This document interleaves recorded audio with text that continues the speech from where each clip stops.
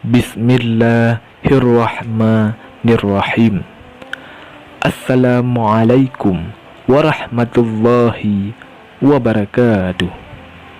Innal hamdalillah nahmaduhu wa nasta'inuhu wa nastaghfiruh wa na'udzu billahi min syururi anfusina wa min sayyiati a'malina. May yahdihillahu fala mudhillalah wa may yudlil fala hadiyalah. Asyhadu an la ilaha illallah wahdahu la syarikalah wa asyhadu anna Muhammadan abduhu wa rasuluh.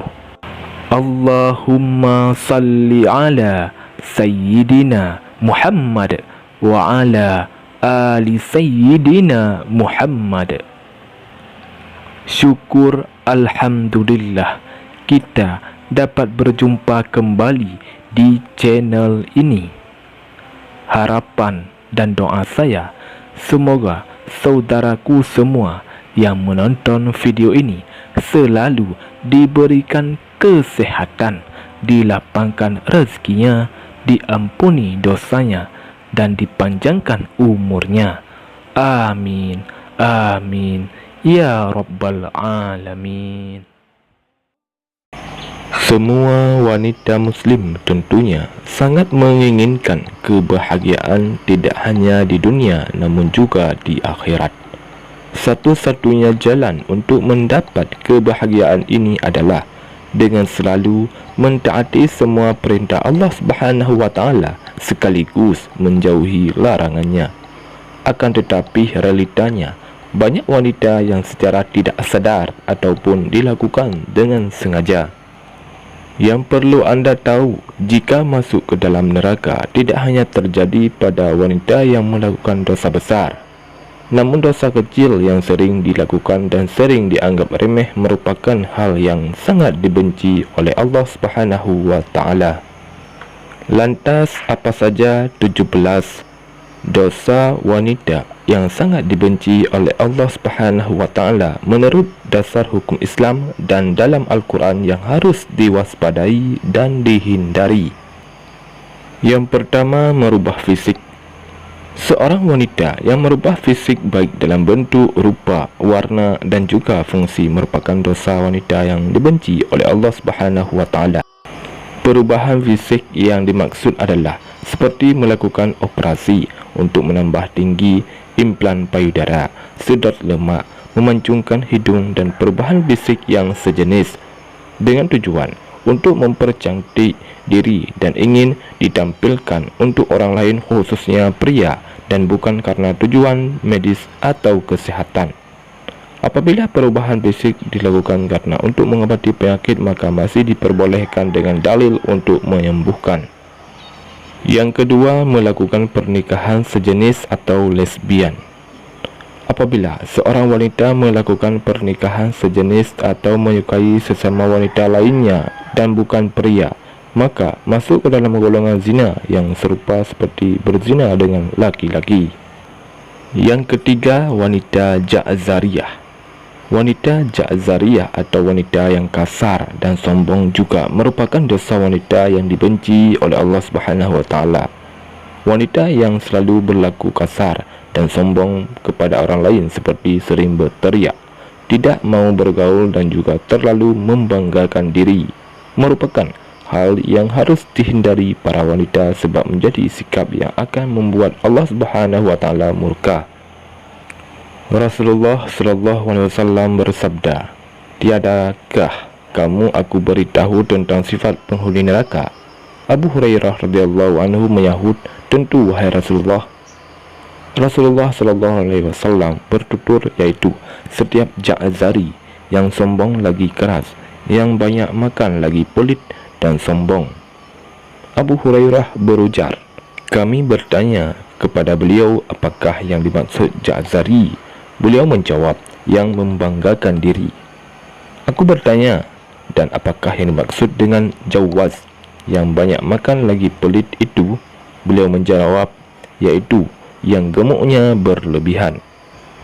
Abu Hurairah berkata, jika Rasulullah SAW telah bersabda, sesungguhnya Allah membenci setiap orang ja'zari, sifat sombong dalam Islam lagi kasar, jawaz, yang banyak makan dan pelit, sakhab, yang suka teriak-teriak di pasar, yang tidur seperti bangkai, dan yang laksana keledai pada siang hari. Hadis riwayat Ibnu Hibban. Yang ketiga, mengabaikan suami sebagai kepala rumah tangga.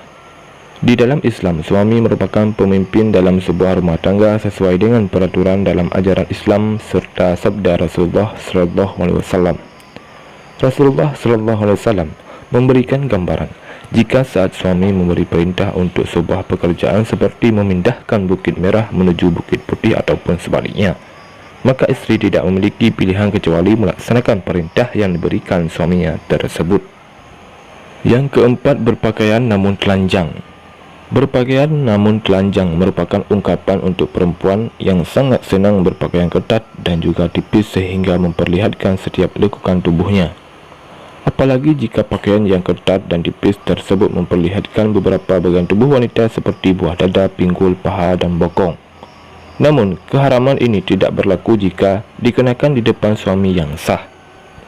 Yang kelima, syirik. Dosa yang identik dengan perempuan dan dibenci oleh Allah Subhanahu wa taala berikutnya adalah syirik. Syirik merupakan perbuatan menyamakan atau menyekutukan Allah Subhanahu wa taala dengan selainnya, baik dilakukan secara langsung ataupun tidak langsung, secara nyata atau secara terselubung. Syirik sendiri terbagi menjadi dua jenis, yakni syirik besar serta syirik kecil. Syirik besar dalam beranggapan sesuatu apapun itu yang menyamai Allah Subhanahu wa taala. Sedangkan syirik kecil merupakan hasrat atau keinginan untuk memperoleh pujian dari manusia lain dalam urusan ibadah atau lebih dikenal dengan pamer atau riya di dalam Islam. Yang keenam, jawazah.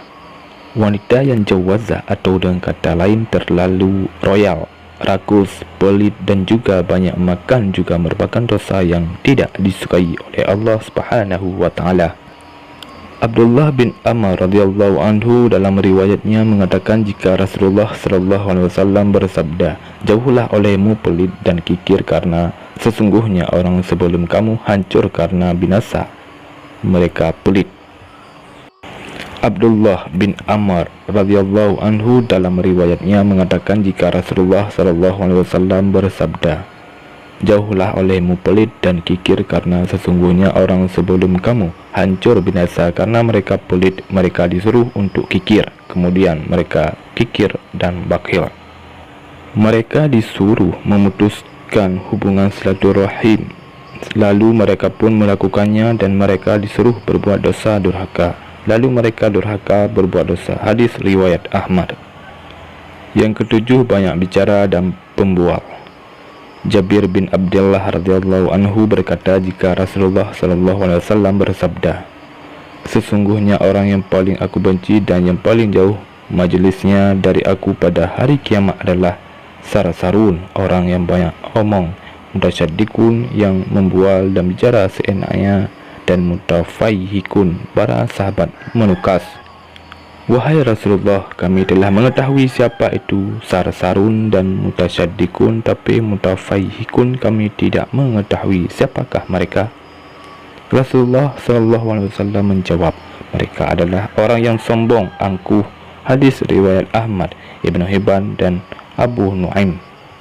Bila ada sifat tersebut dalam diri anda, bertobatlah, semoga kita terhindar dari sifat itu.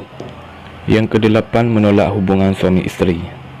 Allah Subhanahu wa taala sudah mengatur umatnya agar hidup secara berpasangan lalu mendapatkan keturunan.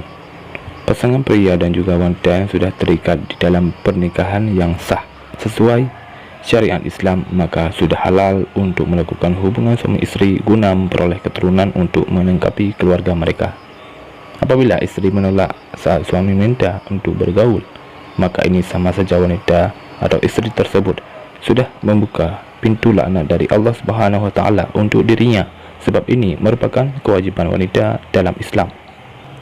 Kecuali di saat wanita sedang sakit atau sedang menstruasi, maka diwajibkan wanita untuk menolak. Yang kesembilan, bertingkah seperti orang salihah atau munafik. Saat ini, seringkali kita melihat para wanita yang terlihat berlagak salihah, berlagak muslimah dan juga munafik, akan tetapi di balik itu semua merupakan wanita yang kejam, bahkan juga berlaku kejam pada orang terdekatnya. Yang ke-10, menghina sahabat Nabi dan keluarga Nabi. Wanita yang berasal dari golongan apapun yang sudah menghina sahabat serta keluarga Nabi juga pasti akan menerima laknat dari Allah Subhanahu wa taala, walau azab tidak datang dalam waktu dekat. Namun bisa saja terjadi saat ia menikah, bekerja, memperoleh keturunan atau kegiatan lain. Bahkan azab dan juga laknat Allah Subhanahu wa taala tetap akan datang di saat wanita tersebut sudah meninggal dunia. Sahabat Rasulullah SAW merupakan generasi terbaik sebab sudah memperjuangkan dan memberikan pengorbanan untuk Islam sehingga bisa tersebar luas di seluruh dunia sehingga tidak boleh dihina. Wanita yang melakukan ini termasuk dalam golongan wanita yang haram dinikahi. Rasulullah SAW bersabda, apabila kalian melihat orang-orang yang sedang mencaci maki sahabat-sahabatku, maka katakanlah jika laknat Allah Subhanahu wa taala atas keburukan kalian. Hadis riwayat At-Tirmizi. Yang ke-11, menyerupai laki-laki. Wanita yang menyerupai laki-laki seperti dari gaya rambut atau berpakaian terkadang membuat para wanita bangga sebab tampil beda dengan wanita lainnya dengan berpenampilan seperti laki-laki. Wanita tersebut tidak sadar jika dirinya sudah menumpuk dosa karena menyerupai laki-laki dan juga dosa membuka aurat. Wanita ini akan menerima pembalasan di hari akhirat sebab tidak memenuhi perintah Allah Subhanahu wa taala, dan sudah sepantasnya laknat dari Allah Subhanahu wa taala dijatuhkan kepada wanita yang menyerupai laki-laki tersebut. Rasulullah SAW bersabda, Allah melaknat laki-laki yang menyerupai wanita dan juga wanita yang menyerupai laki-laki. Hadis riwayat Ahmad. Yang ke-12, bertatu atau mentatu.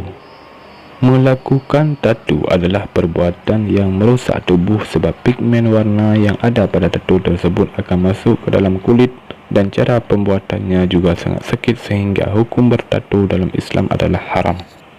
Jika dulu tatu identik dengan kaum penjahat, kini semakin meningkat dan dikatakan sebagai karya seni, gaya dan juga gaul yang semakin diperlihatkan kaum liberal serta sekuler yang memegang prinsip kebebasan berekspresi.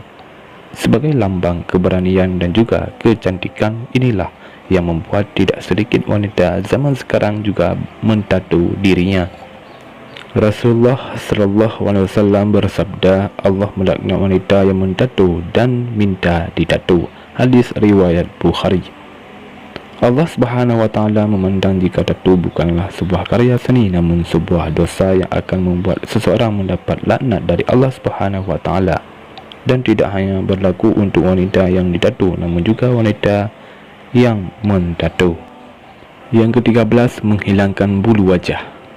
Bulu pada wajah seperti alis seringkali dihilangkan wanita hanya untuk kecantikan saja dan tidak mempedulikan dosa yang akan dihadapi.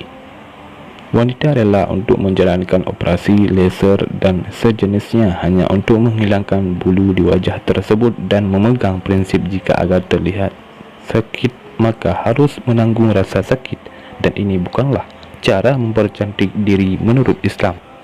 Ini mengartikan jika alis yang sudah diciptakan Allah tidaklah cantik sehingga harus disempurnakan kembali dan akhirnya melakukan segala cara meskipun menyakitkan. Allah Subhanahu wa taala akan menjatuhkan laknat sebagai ganjaran untuk wanita tersebut. Yang ke-14, menyambung rambut. Hanya karena alasan untuk kecantikan, wanita sekarang ini juga banyak yang menyambung rambut mereka, baik itu dengan rambut asli atau rambut tiruan yang berupa dengan rambut miliknya ataupun berbeda, dan hukum menyambung rambut adalah haram. Sedangkan menyambung tersebut dilakukan hanya untuk memperoleh kecantikan dan membuat wanita tidak ingin mengenakan jilbab sebab ingin memperlihatkan keindahan rambutnya tersebut sehingga dosa semakin bertambah, yakni dosa membuka aurat. Yang ke-15, melakukan suap dan menerima suap. Urusan suap menyuap tidak hanya dilakukan pria namun juga wanita, dan laknat yang akan didapat wanita tersebut juga serupa dengan yang diterima pria. Rasulullah SAW bersabda, Allah melaknat orang yang menyuap dan menerima suap dalam hukum dan juga pengadilan. Hadis riwayat Ahmad. Yang ke-16, pergi tanpa izin suami. Dosa berikutnya yang dekat dengan wanita adalah bepergian tanpa meminta izin dari suami, sebab Islam memandang wanita yang melakukan perjalanan meskipun dengan tujuan baik namun tidak diizinkan suami, walau yang sudah dilakukan adalah puasa sunnah sekalipun, merupakan hal yang berdosa sehingga akan menerima hukum istri melawan suami menurut Islam.